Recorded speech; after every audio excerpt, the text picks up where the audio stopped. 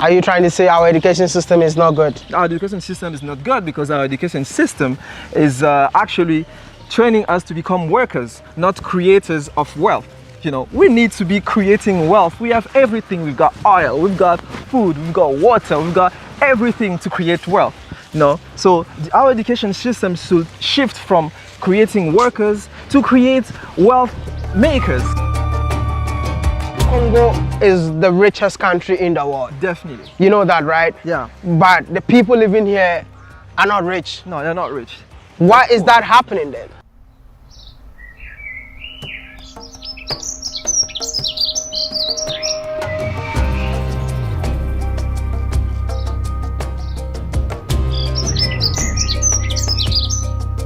How are you all doing? Welcome back to the YouTube channel. It's your favorite village boy, Mr. Ghana baby, right here in Congo. It seems I'm gonna spend so much time in this beautiful country because you know what? I've been telling you that it's time for Africans to make Africa home again. It's time for Africans to invest in Africa. And it's time for the youth of Africa to know that agriculture is the future. And that is why I'm not giving up on you guys, man. See, how I got here, you have no idea. You see why I'm carrying this cloth is because mosquitoes are still biting me. I've been here for 2 good hours just because of you. I mean, I don't know what keeps me moving, but I feel like it's because of you. You know what? Do me a favor, like this video, share, and you know, you have to subscribe if you haven't, because mosquitoes are biting me. I had to sit on motor to get here. You see, if I don't die in Kinshasa, I'll never die anywhere in this world again. I'm not even scared anymore. You know, so as you can see, you see ponds around me, yeah? Which means that I'm coming to a young man who left South Africa, came back to Congo to start a change. It's a pleasure meeting you, man. Yeah, it's a pleasure meeting you too, bro. You're the guy who is forcing young Congolese to venture into agriculture. Exactly, starting a revolution, agriculture revolution. Agriculture revolution? Yeah. I love that. The revolution is actually happening, man. It is actually happening, we're making a change. Let me know, when you hear the name Africa, what comes into your mind? Oh, the first thing that comes into my mind is home. But if I go deeper, it's, you know, Africa is so special because all the 4 elements come together in Africa. Water, earth, air, and fire. It comes together and it makes the beautiful country, the beautiful continent, the beautiful people with all the resources, natural resources that we have. That's a beautiful description for the continent Africa. Yeah, I mean, let's come to Congo. Yeah. We are in Congo right now. Yes. When you hear the name Congo, what comes into your mind? Leopard. Leopard? Yeah. Because Congo, Ngo means the leopard. Oh, leopard. Leopard, yeah. Leopard the king or leopard the animal? The animal. Okay, Yeah, jeez, man. animal. I was so mad. I wanted to slap this dude, man. Like when you hear Congo, leopard. Yeah. No, leopard. Okay. The animal, yeah, because it's actually the real king of the jungle. It's the fastest, it's the strongest. You know, that spirit, that what our ancestor got inspired from, and they called Congo. Congo is to be like a Ngo, to be like a leopard.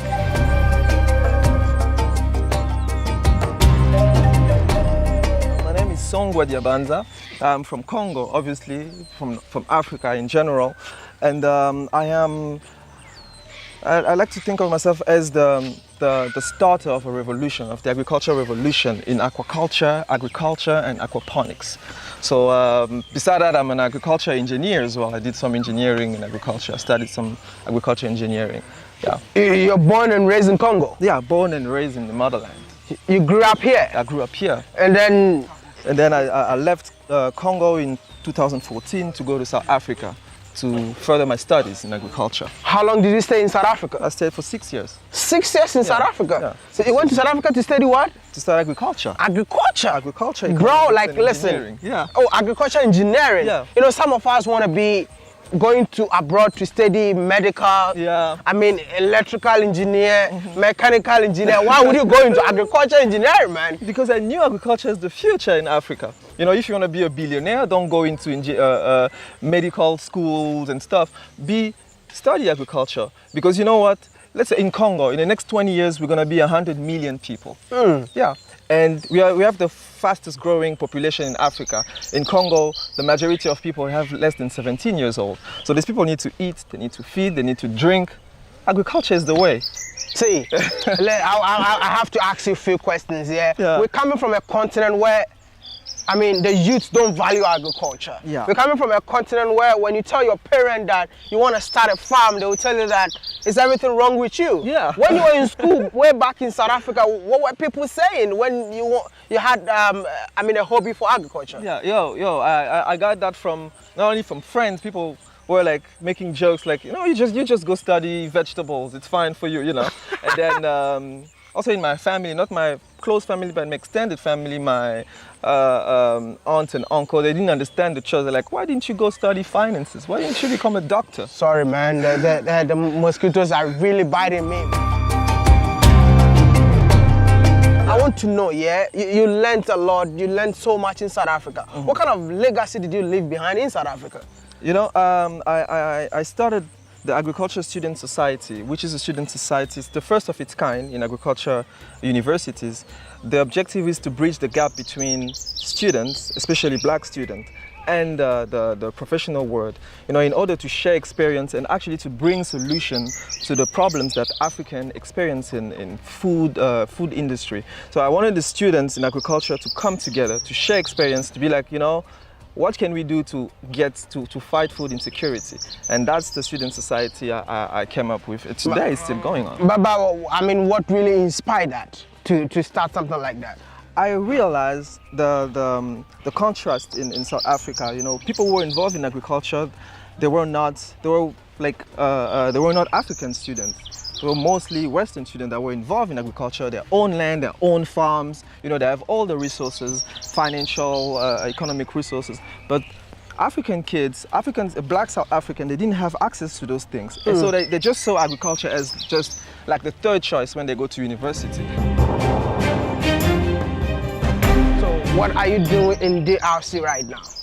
Yeah, I'm actually fish farming, and training people how to do fish farming. You know, since September 2020, I trained over 50 people how to do fish farming. You know, and 5 of them already started their businesses and adventure. So, yeah, I do fish farming, aquaponics farming. Aquaponics is actually mixing fish farming and agriculture. Yeah, the way in such a way that the fish waste are used as fertilizer, organic fertilizer for plants. And I also do agriculture and farm management. So, because you know, I realized something, many people here, they just own farms just for the fun of it.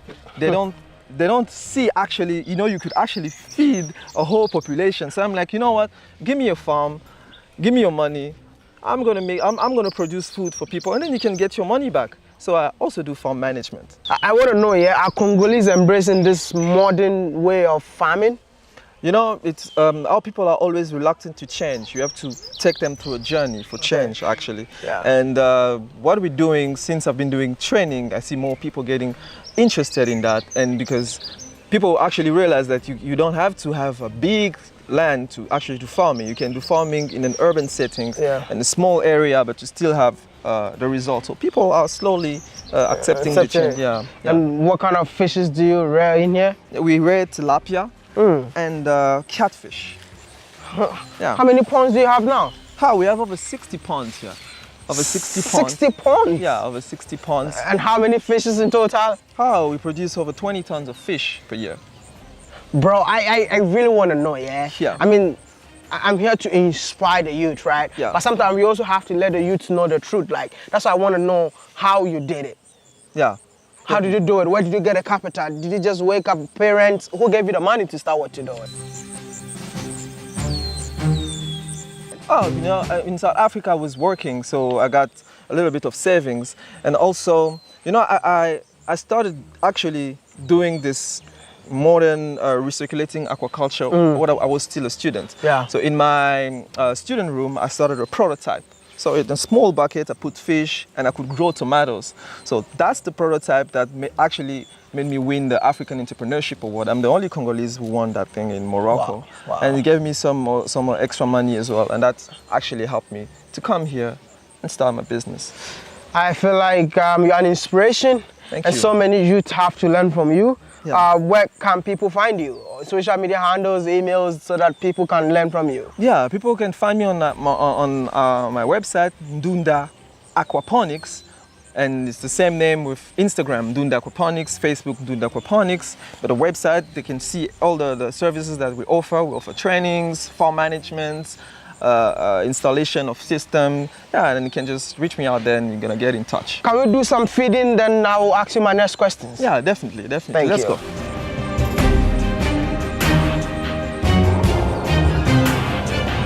This is the fish feed. Okay.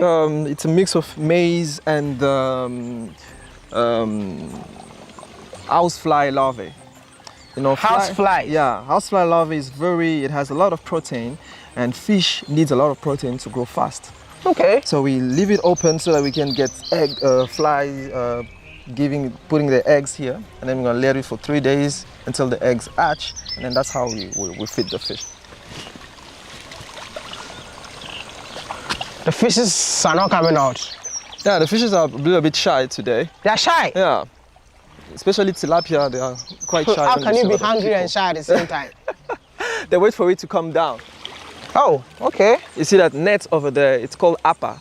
That's actually where we put the fingerlings until they get into a certain size, over 50 grams. 50 and we're gonna put grams. them in the ponds. And also we have a hatchery, like a recirculating hatchery that uses solar power and recirculating water to produce, like where there we can produce a lot of fingerlings actually to serve all the ponds. So We have over 60 you ponds. produce your own fingerlings in here? Yeah, everything is produced here. We produce our own fingerlings.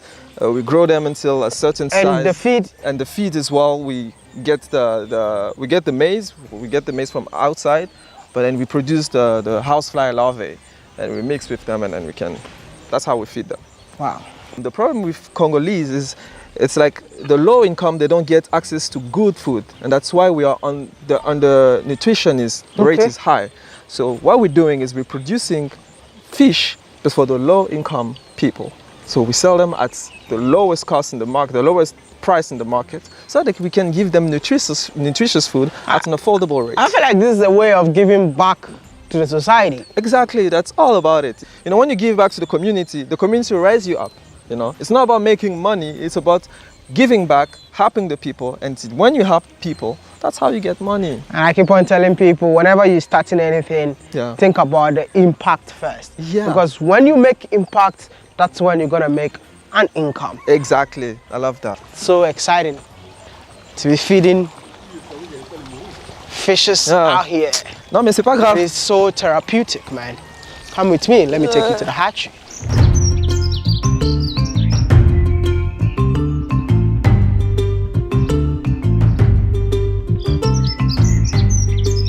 The rain is back. We have plenty of water.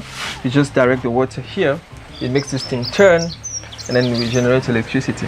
Right here. Welcome to the hatchery. Oh, okay. This hatchery works with solar power. Here you can see the batteries. The batteries for the... Yeah, and here we have the concrete ponds. This is where we keep our stuff, like data, keeping data. But this is where all the magic happens. Oh, okay. Wow. Yeah. So, where do they keep the fishes? These are baby fish, as you can see, fingerlings. Oh! Yeah, there are over 100,000 here. 100,000. Yeah. You know, I went to a shrimp farm Yeah. and I saw something like this, you know. Wow. Yeah. These are the same technology. It's the same water, it goes here, filtration, and it goes back. It's a recirculating system. So this is actually where we grow up catfish fingerlings up to a certain level before we send them to the pond. To the pond, yeah. I can see this one is getting bigger. Yeah. You have to get out very soon. Yeah, because it's up the other one. It's up the other one, yeah. Yeah, definitely. Okay. So now we're just cleaning the system to have clear water that will allow us to take out all the dirt and stuff. How many people working here?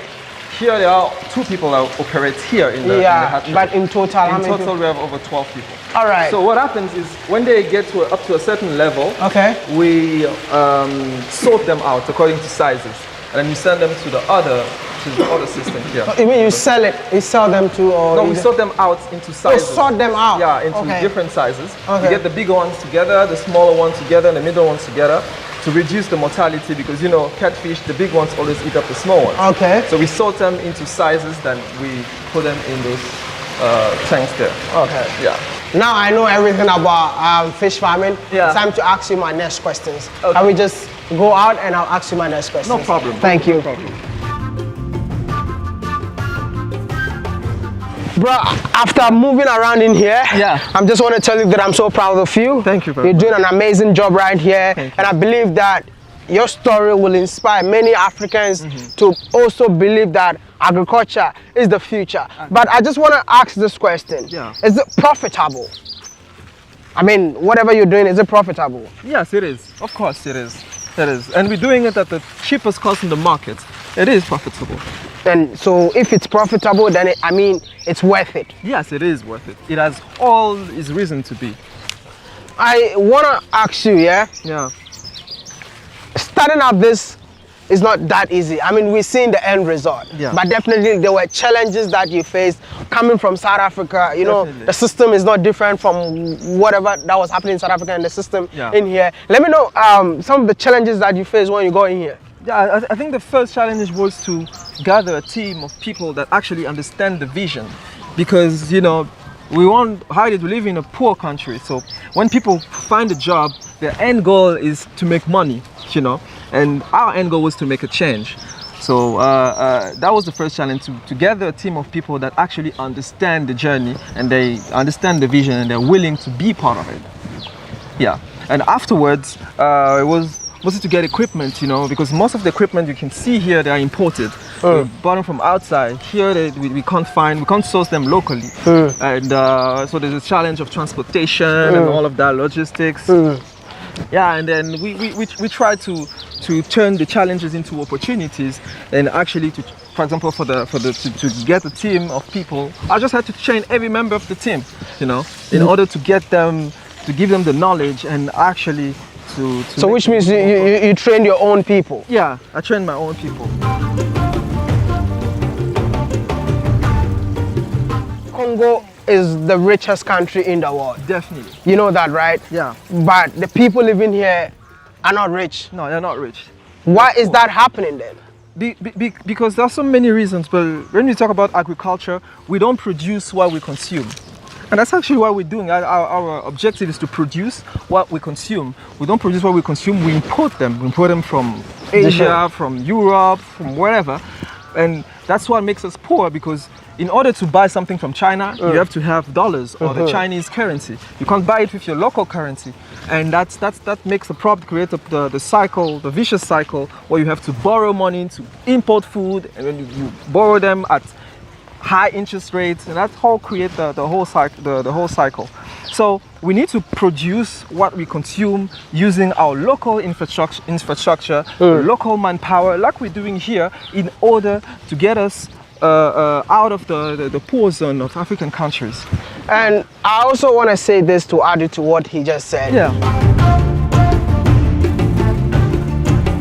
The narrative of Africa is the richest continent in the world, but the people are so poor. That narrative needs to change. Yeah. I always say that it has to be this, not words. Yeah. We talk a lot without any action. Yeah. It's time for every African out there to get involved. Because Definitely. you can't sit somewhere and complain that why are things not moving in Africa, but you as an African, you are not ready to partake in the change that we're looking for. Exactly. Change that mentality. This is why I do such videos. I just want to tell every African out there, be part of the change that we're looking for on the continent. Take it as if it's your responsibility. My brother, we've got so many Africans watching us right now. Yeah. If you have a message for them, what would that message be? The message would be the part you want to be the change that you want to see in the world. Thank you. If you want the African, you want Africa to change, then join us. Join the revolution. Join the agricultural revolution. Join the aquaculture revolution, because we're making an impact. We're training people. You know what we're doing is, if you tell me, if you ask me a question, would I end hunger in Congo? I'll say no, because I cannot do this alone. Thank you. This finger cannot wash the whole face. We have to come together. We have to be umoja, unity. We have to come together and actually to make that change together. And that's the message I'm giving to my African brothers everywhere in the world. Come, join us, join this revolution. Let's produce for our own people. And when we produce for our own people, we can then pretend to be rich. That is the message. If you had a chance to change one thing in Africa, what would that be? That's actually what I'm doing. I'm changing the education system. I'm training people to know the new technology, how to produce more with a little space, how to produce more with at a low cost in order to feed the population. Are you trying to say our education system is not good? Our education system is not good because our education system is actually training us to become workers, not creators of wealth. You know, we need to be creating wealth. We have everything. We've got oil, we've got food, we've got water, we've got everything to create wealth. You know, so our education system should shift from creating workers to create wealth makers. I want to tell you all watching this video is that, are you guys really ready for this generation? Because I believe that this generation is up to something. If you are part of this generation, get involved and let's make this happen. The revolution is happening. Like I tell you, the revolution is not about carrying guns, carrying knives. No, it's happening on the ground. Yeah. And I just want to tell you to get involved. Yeah. I just want to say thank you so much for talking to me. Thank you, and I'll check out your website. You all should check out what he does, and yeah, I mean, check out his Instagram, social media handles, and go support what he does. And if you really want to learn from him, reach out to him and let's make it happen. Yeah. Your final message, anything you want to say? Thank you very much. Thank you for creating so much impact in Africa, inspiring young generation, because the African population is young and that's where our focus should be. We need to target these people to inspire them, to tell them they can actually change narrative. You know, if you're born poor, it's not your fault, but if you die poor, that's your fault. That's your fault. Thank you so much for watching. Subscribe and be part of this awesome family. I'll see you in the next one.